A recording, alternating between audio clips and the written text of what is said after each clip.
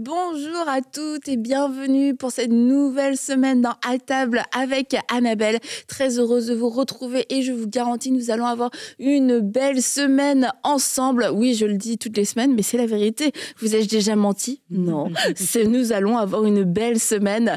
Et comme tous les lundis, eh bien, je veux remercier toute la famille des partenaires. Un grand merci à vous tous parce que je vous le rappelle, c'est grâce à vous qu'on peut faire tout ce qu'on fait aujourd'hui actuellement à EMC, que ce soit les émissions, que ce soit aussi le projet Ma Bible, que ce soit les conférences et pour tous les témoignages aussi qu'on reçoit, eh bien ce sont vos témoignages, mais c'est le vendredi que je partage un témoignage, donc je vous en partagerai un ce vendredi, mais un grand merci à vous tous pour votre fidélité, pour votre soutien de mois en mois, un soutien mensuel, ça demande beaucoup d'engagement et vous êtes nombreux à garder ce soutien mensuel et j'imagine que c'est pas forcément tous les jours facile en plus et que pour certains mois, c'est une décision à reprendre, une décision de foi. Est-ce qu'on continue, est-ce qu'on continue pas? Alors, un grand merci alors que vous avez continué parce que vous vous êtes dit non, c'est important pour nous. On croit dans cette œuvre, on croit dans cette vision, puis on croit surtout que c'est ce que Dieu nous demande de faire. Alors, on veut, au nom de toute l'équipe, eh bien, je vous dis un grand merci encore une fois d'être partenaire avec nous dans cette vision. Et aujourd'hui, eh bien, je suis avec Sandra et je vais présenter l'invité même avant. Je suis avec Rachel. Rachel, consultante en communication organisationnelle. T'as vu? À chaque fois, tu vas le dire comme ça. Oui, je le redirai pas en fait. C'est le genre de mot tu dis une fois, c'est bon. Et nous avons Stéphanie qui est de retour. Stéphanie, tu es de retour. Je suis de retour de la France, de la Belgique. Mais je suis très. Ça s'est super bien passé. Vraiment, Dieu a fait de belles choses, de beaux témoignages. Amen. Mais je suis heureuse de vous retrouver. Nous je me suis ennuyée. Ça fait partie de... T'as manqué même l'arrivée de Nadège. Bah oui. J'ai tout raté. Mais elle était au courant, vous inquiétez pas. On a une bonne communication organisationnelle. C'est bon. Mais c'est vraiment un pur bonheur d'être avec vous, vraiment. Nous aussi, on est contente de te retrouver. Donc, du coup, on pourra même jamais être... On pourra jamais être toutes ensemble. Ah ouais, ok. Bon, c'est pas grave. Sauf si on se sert un petit peu une fois à table. Il faudra qu'on fasse un petit spécial quand même. Mais très contente de te retrouver. Et Rachel, contente de te retrouver aussi. C'est toujours une grande joie de t'avoir avec nous à table. Des sujets tout le temps hyper passionnants. À chaque fois que l'émission se termine, c'est... on serait cool qu'on continue la conversation. Sandra a déjà lancé Moi, j'ai déjà lancé l'invitation. Ouais, après, autour d'un café. Et aujourd'hui, eh bien, on va parler du syndrome de l'imposteur. C'est quoi exactement? Et il y a quelques semaines, Sandra a lancé un petit peu la perche. Oui. Et d'ailleurs, il y a eu un petit extrait pour vraiment mettre l'emphase sur tes combats, Sandra, où tu en as parlé. Et tu as été super vulnérable d'en parler. Et dans les commentaires, beaucoup de gens disent mais c'est exactement ce que je vis, je me retrouve, etc. Puis aussi la surprise de voir que quelqu'un comme toi pouvait aussi le vivre. Alors, c'est un terme qu'on entend, une expression qu'on entend beaucoup dernièrement. Alors, je crois que c'est important de savoir exactement ce que c'est, ce que ça n'est pas. Puis aussi, comment on fait pour s'en sortir. Sandra, tu peux t'en sortir. Donc, Rachel, toi, tu travailles beaucoup avec les entreprises, les organismes, les associations, bref, là où il y a des gens qui travaillent ensemble, finalement. Et, voilà. Et c'est quelque chose, est-ce que c'est un phénomène que tu rencontres régulièrement? Alors oui, c'est un phénomène qui se voit partout. J'ai envie de dire, nul milieu n'est épargné par ce syndrome. Alors, dans mon contexte, pourquoi je l'adresse, pourquoi je le connais? Parce que ça va être une notion qu'on aborde avec des personnes qui vont être en position peut-être de leadership, avec des postes à responsabilité. Notamment, c'est toute une thématique même que nous abordons plus spécifiquement dans un programme où on accompagne des nouveaux managers, des jeunes managers. Donc, c'est-à-dire que tu passes d'un poste d'employé dans une entreprise, dans une équipe de travail. Puis là, il y a un poste qui s'ouvre pour accéder à un poste avec des responsabilités. Tu appliques, tu es tout content, on te choisit, super, on te dit pourquoi on te choisit. On a aimé votre CV, on a aimé votre présentation, votre façon d'être. Vraiment, on met beaucoup d'espoir sur vous. Vous avez le poste. Puis là, d'un coup, on est envahi d'un vent de panique. Mais suis-je à la hauteur? Non, mais attends, en fait, j'ai jamais fait le poste. J'ai menti sur mon CV. J'ai postulé. Non, mais on a tout sur le CV, tout va bien, et pourtant on est quand même envahi de cette idée-là. Et puis finalement, on vient accompagner ces jeunes managers, ces jeunes gestionnaires dans cette prise de poste, et on ne peut pas ne pas aborder justement ce syndrome de l'imposteur et puis travailler avec eux sur toute une grosse séance d'accompagnement d'ailleurs. Une grosse séance d'accompagnement. Oui, parce qu'il y a beaucoup de choses derrière ce syndrome. Il y a des croyances, il y a des phénomènes, il y a des comportements bien ancrés, malheureusement, derrière. Et puis, il y a quelque chose qui te vole ta joie. C'est l'occasion de ta vie, c'est une opportunité de ta vie de te développer professionnellement parlant ou même ministériellement parlant. C'est un appel qui est sur toi. Je crois que l'appel, c'est pas réservé aux gens qui sont à temps plein dans le ministère, mais on est tous appelés à servir Dieu pleinement dans nos vies. Alors même là, je pense que tu peux avoir ta place et te développer professionnellement parlant. Et ça vient voler une certaine joie. Et je ne sais pas si je me trompe, mais le syndrome de l'imposteur, ça peut nous toucher aussi comme mère. On parle du travail au niveau professionnel, au niveau ministériel, mais des fois aussi comme mère, des fois on a l'impression de ne pas être à la hauteur. Je me trompe ou pas? Ah non, tu ne te trompes pas. En fait, eh bien non, oui. Imposteur, malheureusement, non. Tu te trompes pas. Et oui, si on peut commencer peut-être avec une définition. Oui, c'est ça, ouais. Qu'est-ce que le syndrome de l'imposteur? De quoi on parle? D'ailleurs, je pense que la définition va s'afficher sur vos écrans. Ce qu'il faut comprendre du syndrome de l'imposteur, c'est que c'est un sentiment qui est persistant. Et s'il est persistant, il se retrouve dans toutes les sphères de notre vie. Peu importe le rôle que j'occupe, en tant que jeune maman, il y en a qui vont se sentir comme le syndrome de l'imposteur, mais je ne suis pas à la hauteur. Est-ce que cet enfant, je vais réussir à le faire grandir, à l'éduquer, à l'élever, à lui donner un avenir, de l'espoir, qui rentre dans son appel de vie, etc., etc. Il y a beaucoup de choses qui peuvent nous envahir au moment de la naissance.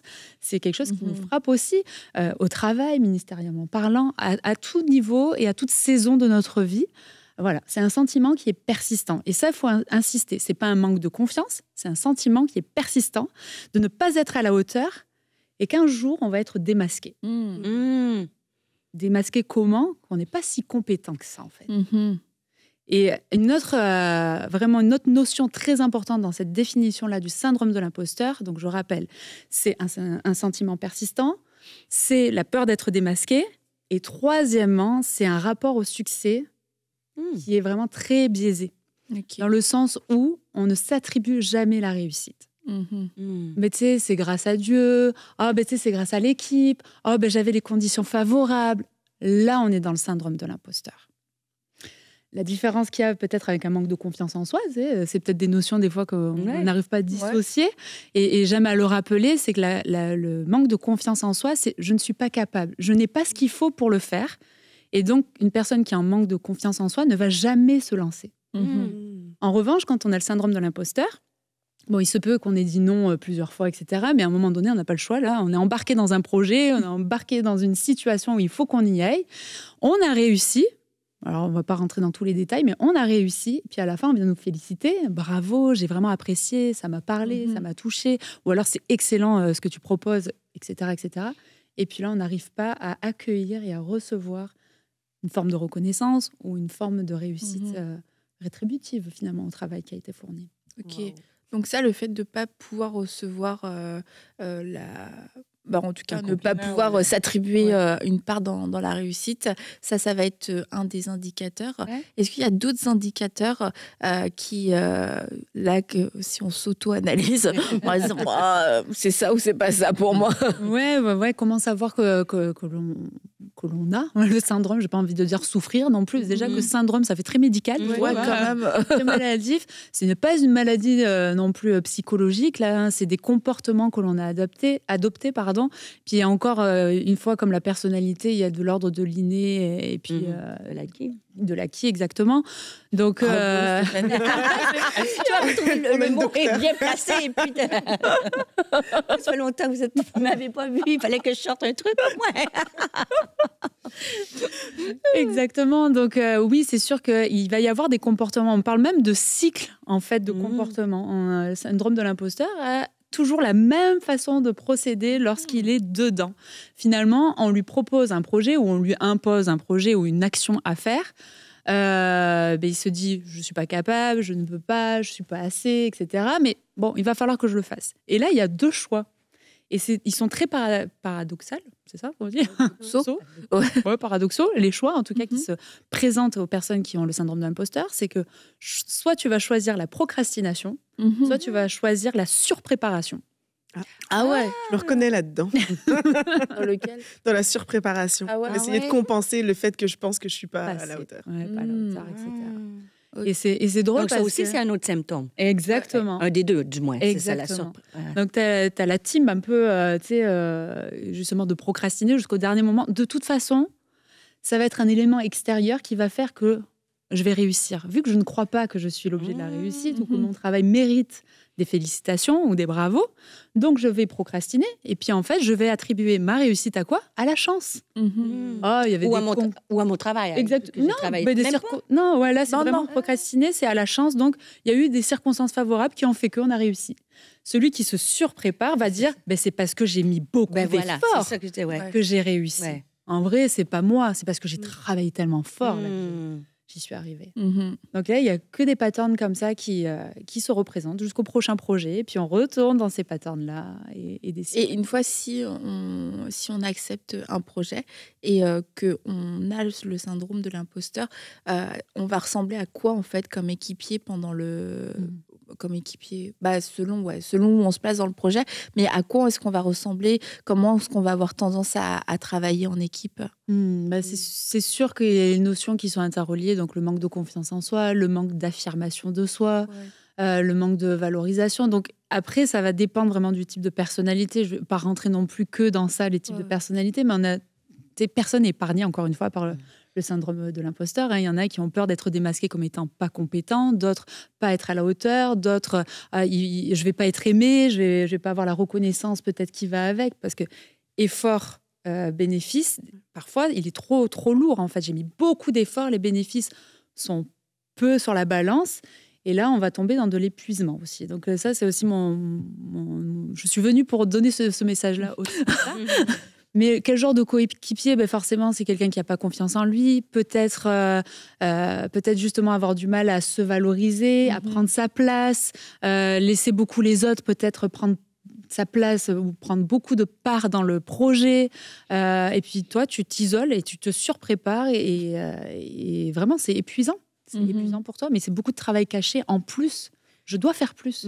Mais moi, la question, c'est quand tu dis prendre part au succès, je sais pas, ça dépend de l'arrière-plan spirituel dont on vient. Mais tu sais, moi, dans l'Église, quand je me suis convertie, c'était comme toujours rabaissé. C'est-à-dire que c'est Dieu, c'est pas moi. Donc, il y a une notion, surtout si on parle de ministère, où la notion où c'est Dieu qui fait.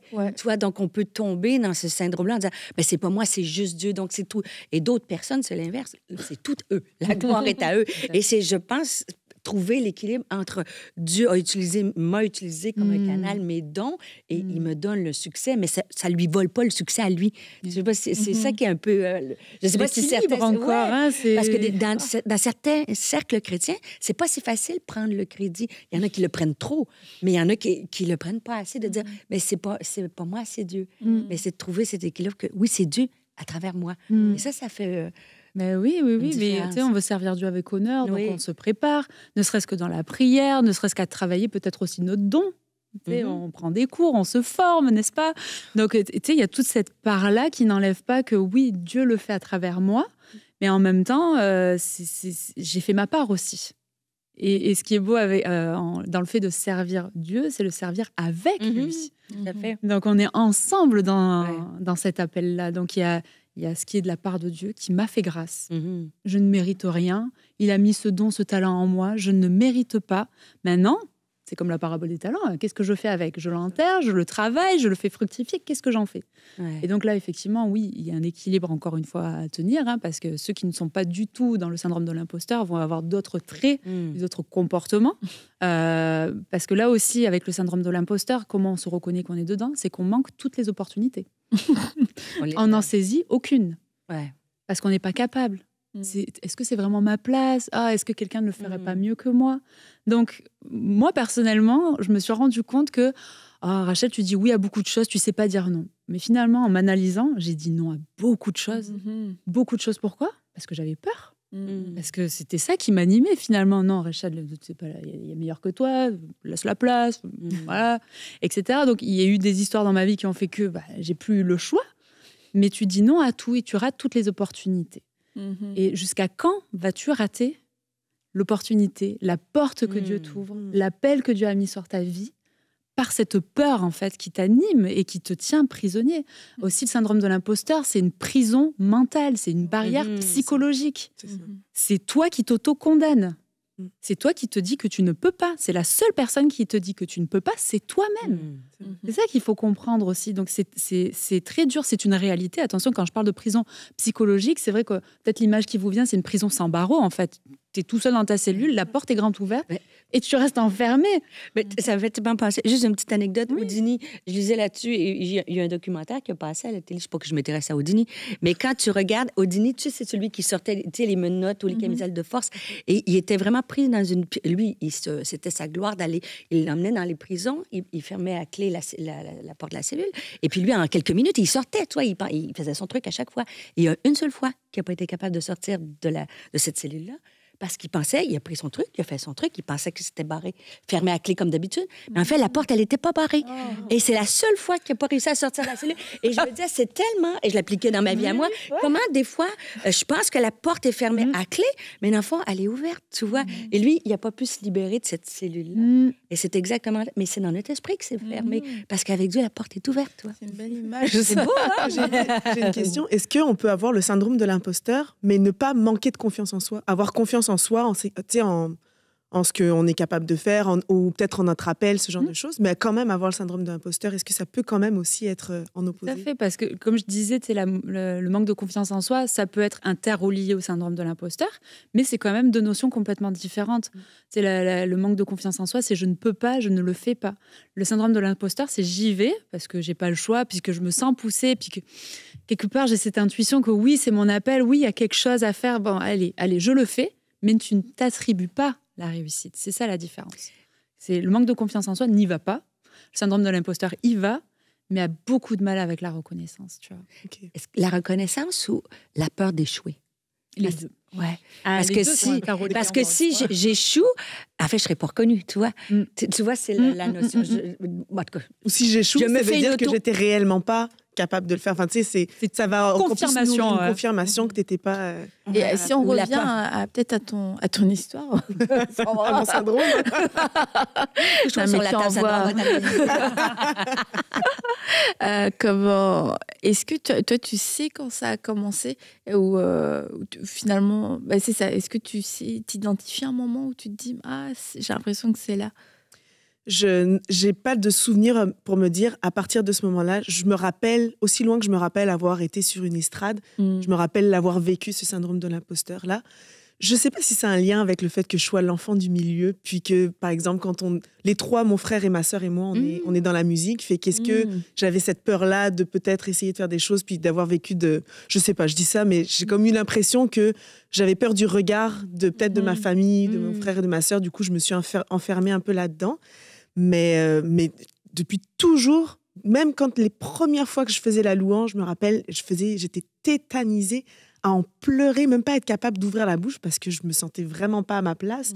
Quand je chantais, j'étais pas capable de faire des solos parce que j'avais envie de partir toutes mes années de musique. Donc on dirait qu'il y a vraiment un lien avec ce... Alors que dans la vie, je suis pas quelqu'un qui... C'est pour ça que je posais la question. Dans la vie, je suis pas quelqu'un qui manque de confiance. Je suis même pas quelqu'un qui doute de ma capacité de chanter. Non, mais je veux dire, je chante depuis suffisamment longtemps pour savoir que je suis capable de chanter.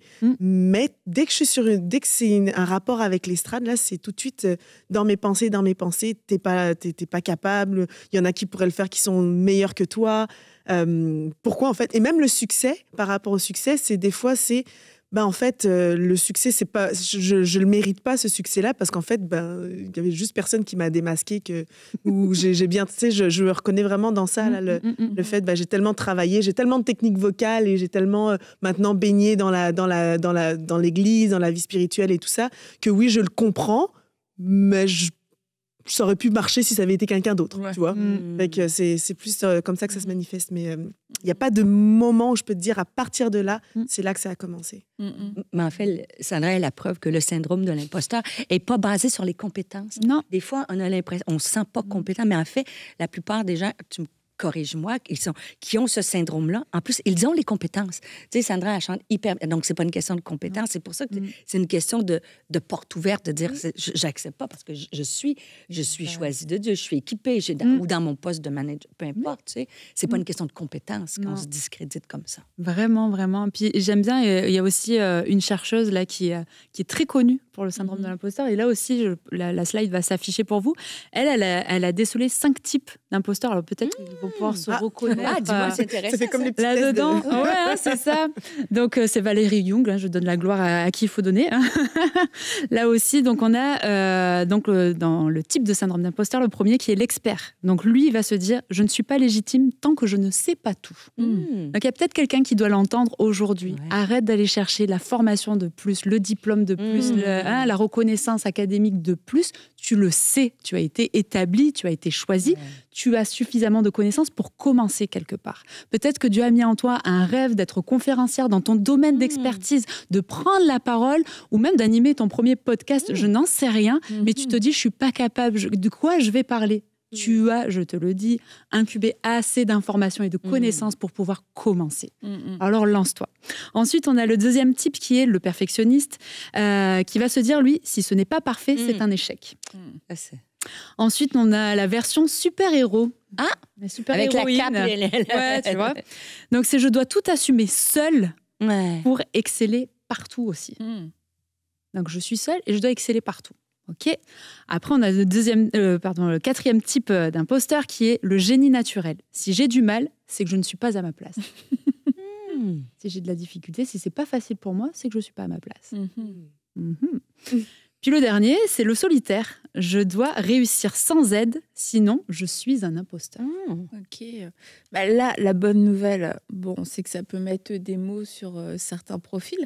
La mauvaise nouvelle, c'est que ça couvre beaucoup de situations.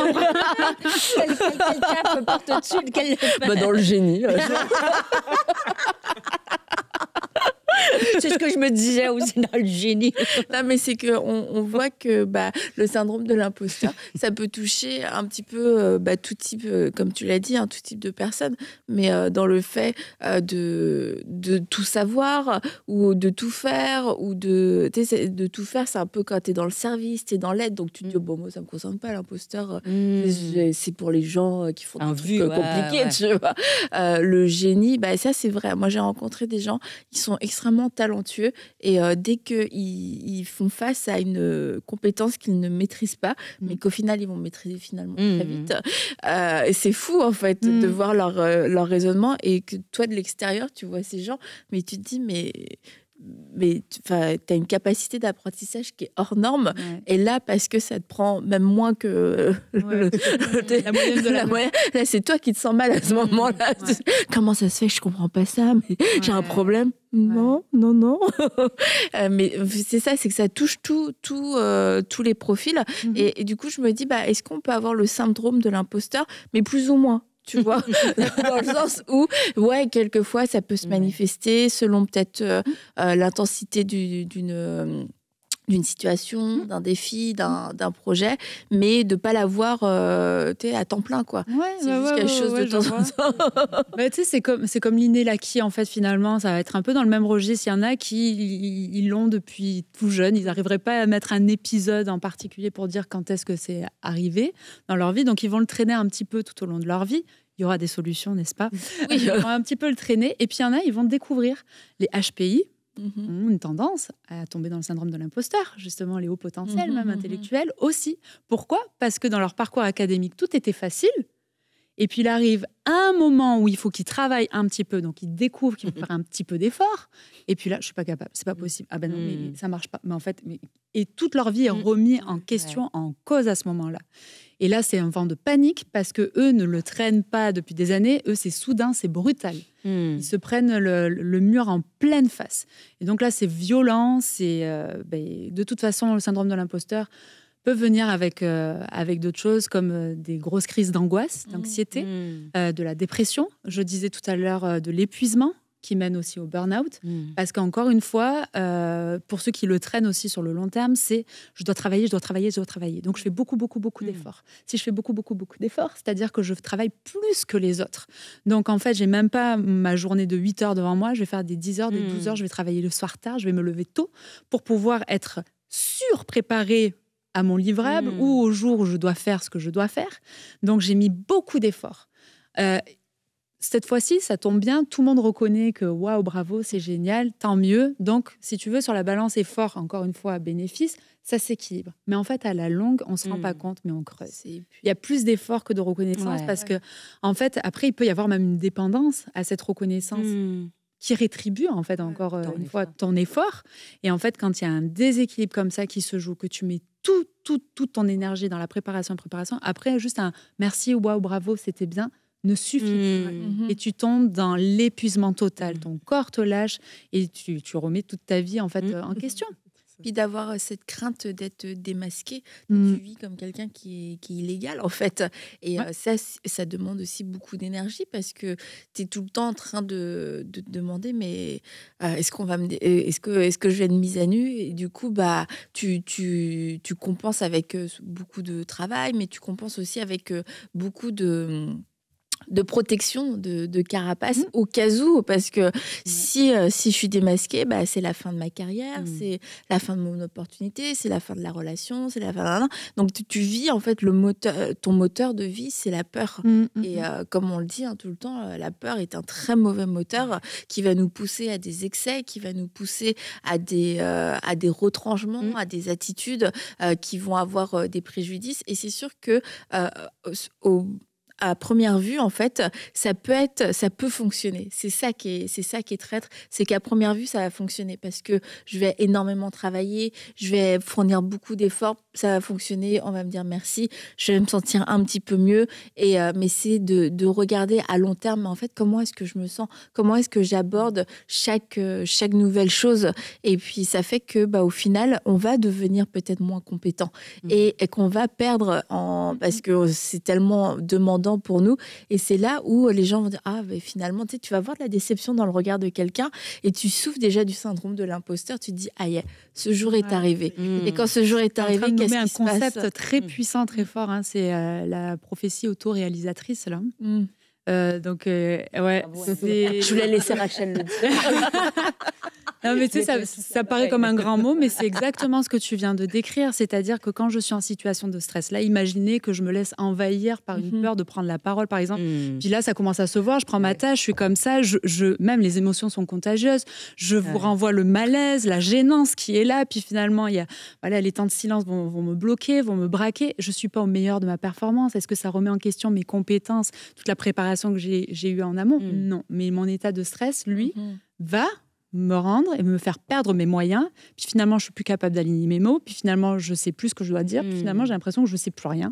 Donc, et voilà. Et tu pars en pleurant. Je suis démasquée, exact. Je suis démasquée. Ouais. Je suis tellement pas compétente. J'aurais jamais dû dire oui. Et voilà dans quoi je me suis mise.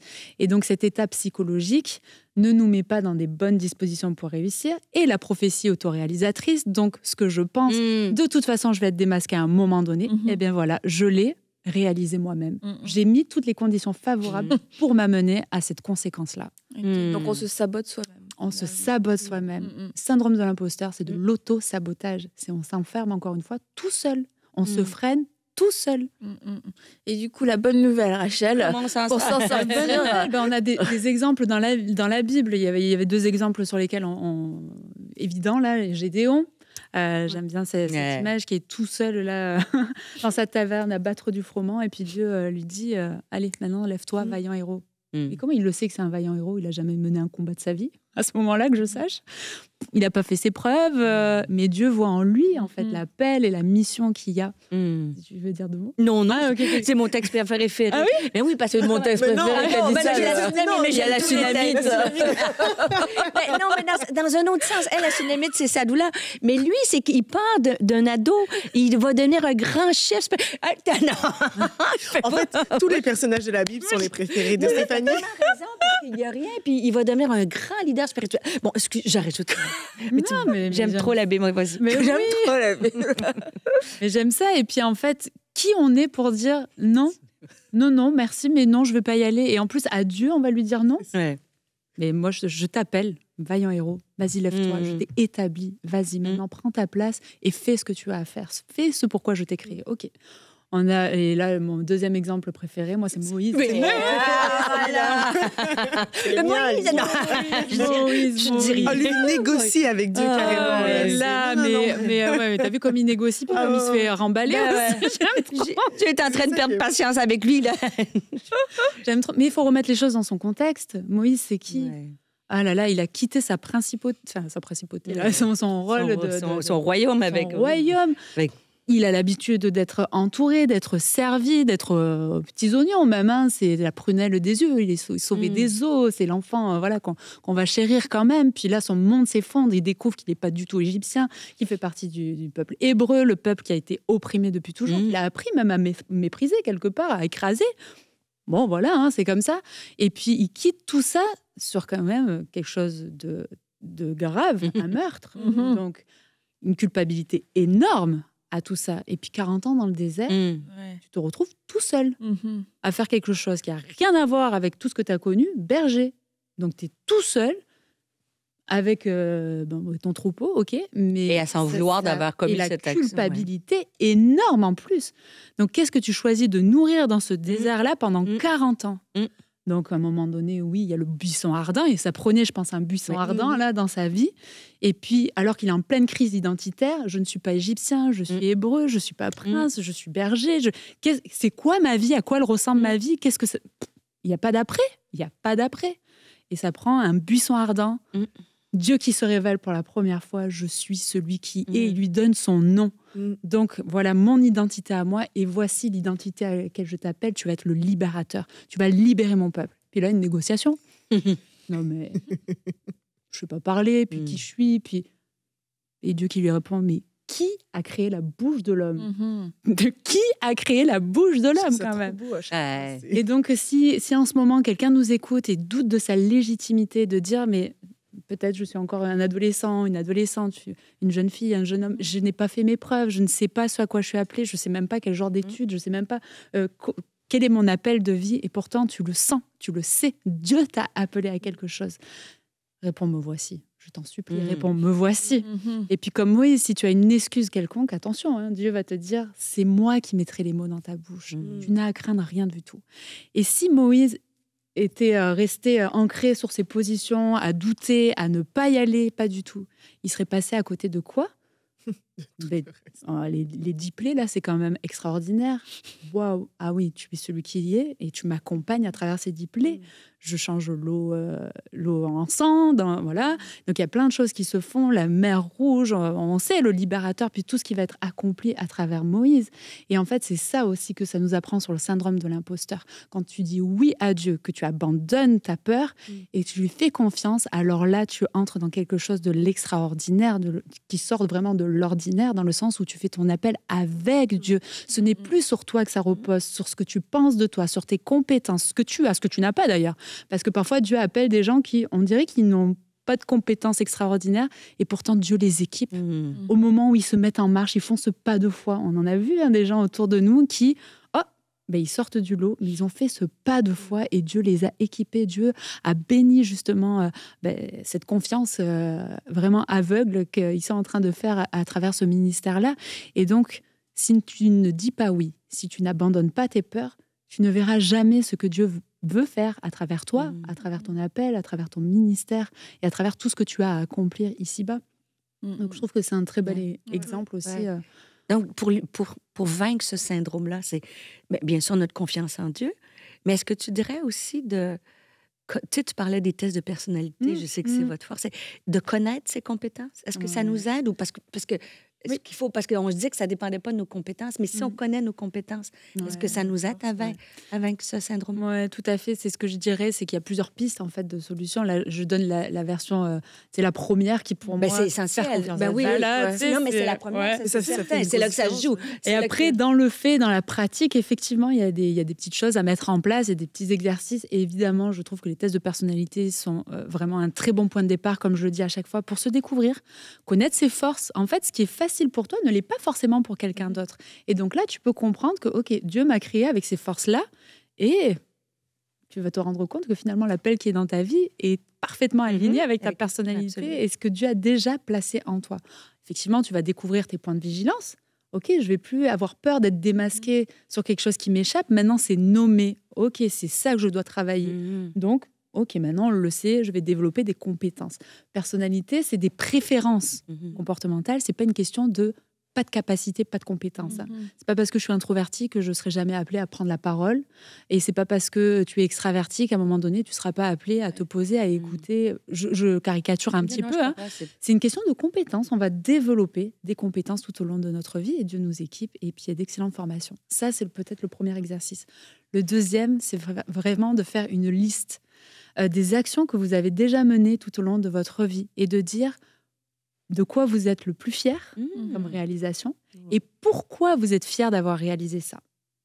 Donc, faire l'état de lieu de dans ma vie, j'ai telle et telle réalisation dont je suis le plus fier. Ça peut être personnel, ça peut être professionnel, ministériel, vraiment. Faire cet exercice-là, cet effort-là, de réaliser pourquoi je suis fier et qu'est-ce qui m'a permis, quelle compétence m'a permis de réaliser en fait ces réalisations, d'accomplir ces réalisations. Donc ça, c'est déjà Est-ce que tu es en train de faire ta liste? Oui, j'essaie de cibler.